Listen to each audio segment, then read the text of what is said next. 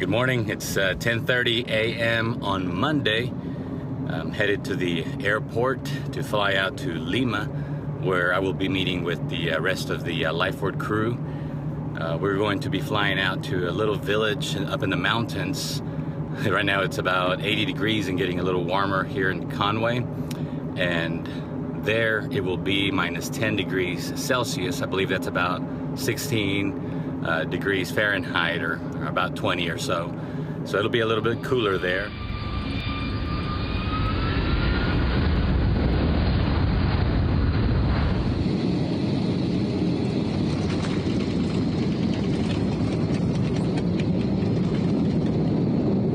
It's 12 in the morning, actually past 12 in Lima, Peru.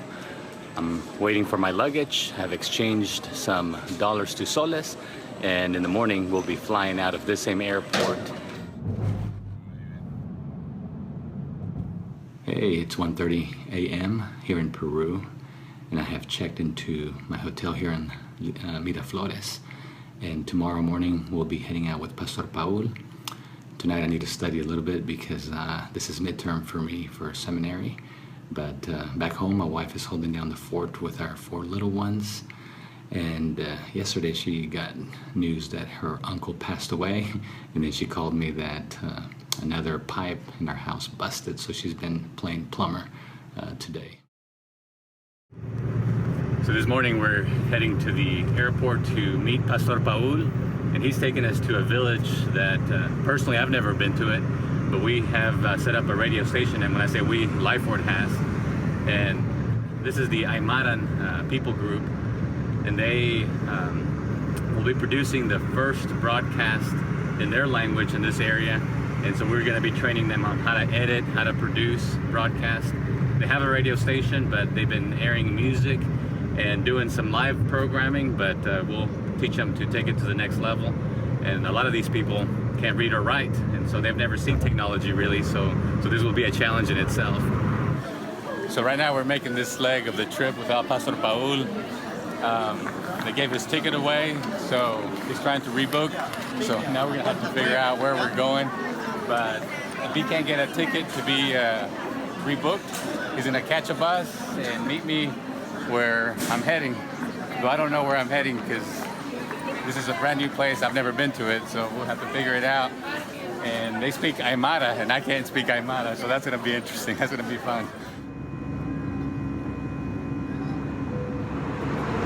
It's about 11:30 a.m.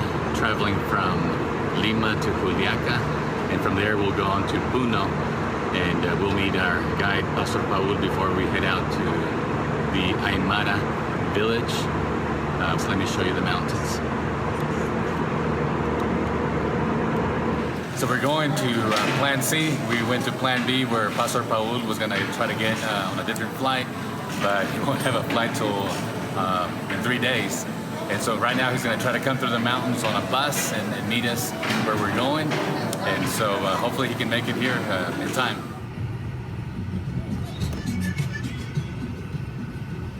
We're going through Juliaca, through the plaza, and just to even make this trip possible, our driver speaks Quechua. Our guides here speak Aymara, and we're meeting in the middle with Spanish, and of course we're having to use a little bit of English and mixing it in there with various languages to understand each other. I just heard from Pastor Paul, and if he can catch a bus through the mountains, he will be here, Lord willing, within 24 hours. And so he'll travel the rest of today through the night, and noon tomorrow we'll be meeting here. Brother Marcos is bringing us this far because his permit doesn't let him travel further away. But we'll find something to eat here, and then we'll figure out how to get to our final destination. We may go by taxi, by motorcycle, or some other form. So we'll figure it out. So what we worked out is that he's going to go to the Ministry of Transportation, and he's going to get a permit to actually take us there. And so that it's actually cheaper to do that than hire something. So he's actually we're gonna leave our stuff in the vehicle, and he's gonna lock it up. So today, Brother John David brought us to a restaurant, and we have several options. Fish is one of them, and it can be prepared in different ways. Then chicken, beef, but then the typical platter is the cuy, and that's hamster type, and so it can be prepared fried, breaded, grilled, in soup, and in other different ways. And so, but today I think we're just gonna go with the fish.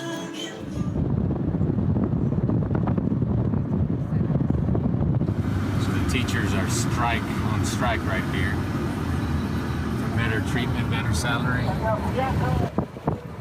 blocking the road. And they gotta carry the police.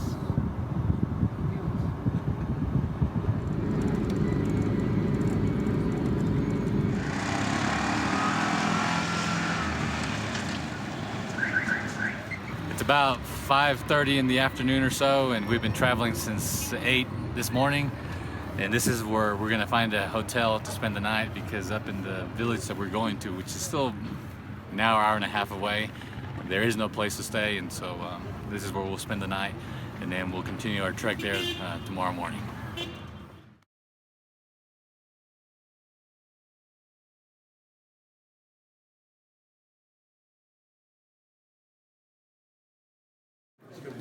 This is Pastor Paul, and he's been in the BMA over 15-20 years. But he is a church leader, but he's also LifeWord's visionary leader. And so he has helped plant 20 radio stations in the country of Peru. And so he's leading a team of BMMI to the Jungle, and he's hoping that also he can start 2 radio stations there. But later in the year, he'll plant 2 in different parts of the jungle. And this is our visionary leader, Pastor Paul Tinoco from Tarma, Peru. Traveling with Pastor Paul to Queliquiani, where we will be meeting with the Aymara tribe there, and to continue the training. And so we're riding in a moto taxi. So we've piled 3 into this moto taxi here.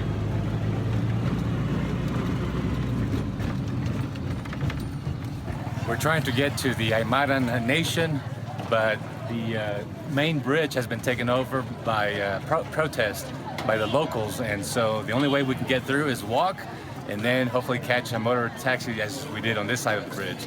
But transportation, you will see no cars today, so mainly taxis. So hopefully we can find a car on the other side.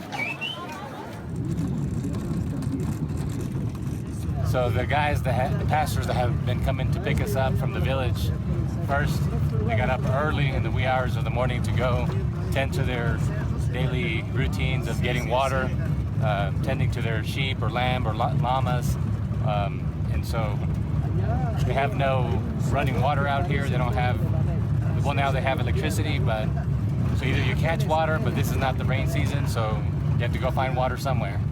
And so they got up really early before coming to get us, so very little sleep for them.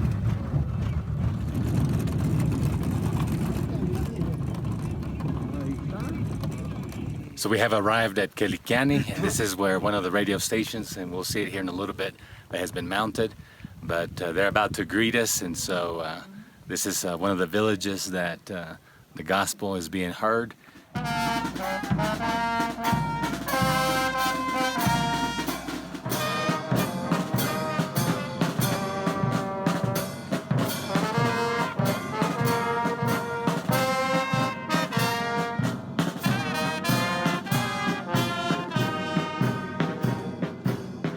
We're here with Pastor Paul, and the church here is honoring us with special meals, local meals.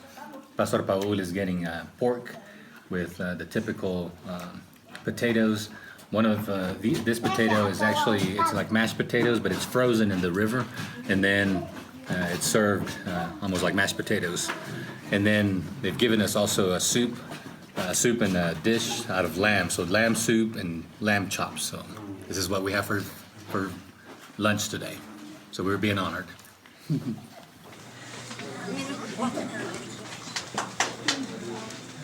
Thank you. So beautiful. Thank you. Gracias. En este momento produce programas de radio y televisión en 40 idiomas alrededor del mundo.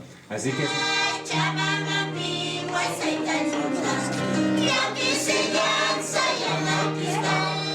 These are our brothers, John David and Brother Eddie.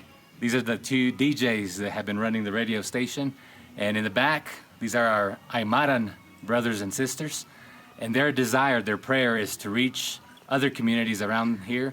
The current radio station behind us only reaches 10 kilometers, but their desire is to reach beyond, to go at least 50 kilometers. And so that's their prayer, their plea at the moment. They've received us with an amazing reception. And as a guest, they've given me this beautiful scarf and this hat, but made by the ladies in the background, brothers and sisters in Christ, and they speak Aymaran. Managataki hilat kilakana kakwanaka parcialidad kelikane chico ukamaraki kaukiri vecinos sañanik ha hayamilla siraya warawarani ukamaraki.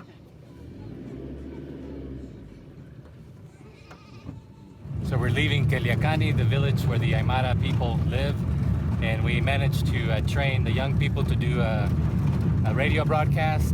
They'll begin doing a video broadcast soon.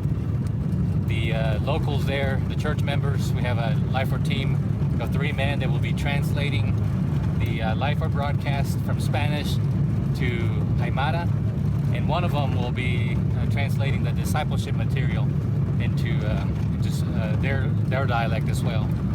We also talked about partnering and reaching additional communities, and so they believe that they have several hundred communities that they can reach if we increase the power of the radio station. And so we promise to pray towards that end and work towards that end. And so I think they're happy, we're happy, and they're celebrating that we have various partnerships in place at the moment. So.